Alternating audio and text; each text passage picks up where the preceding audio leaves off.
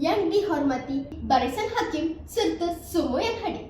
Nama saya Warshana Sri Lognathan. Saya belajar di sekolah SMK Sultanah Engkutun Aminah. Hari ini saya ingin membentangkan inovasi saya yang bertajuk Inovasi Kelas Pintar Jimat Tenaga Elektrik. Tahukah kita bahawa penggunaan elektrik di sekolah semakin meningkat dari semasa ke semasa?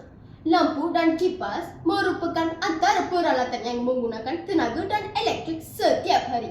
Oleh itu, kita perlu mengamalkan penggunaan tenaga secara lebih bijak bagi mengelakkan pembaziran.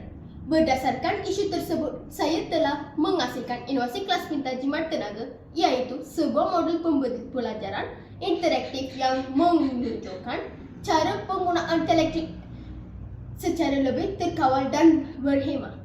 Modul ini terdiri daripada lampu LED, kipas mini, suis kawalan, bekalan kuasa bateri dan pendawaian elektrik. Sekarang saya akan menunjukkan cara modul ini berfungsi.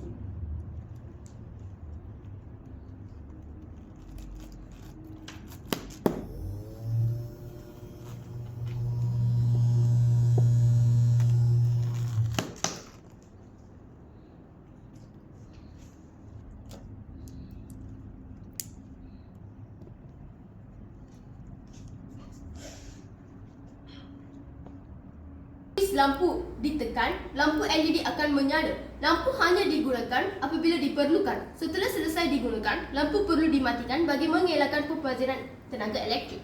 Seterusnya, apabila suis kipas ditekan, kipas akan berfungsi.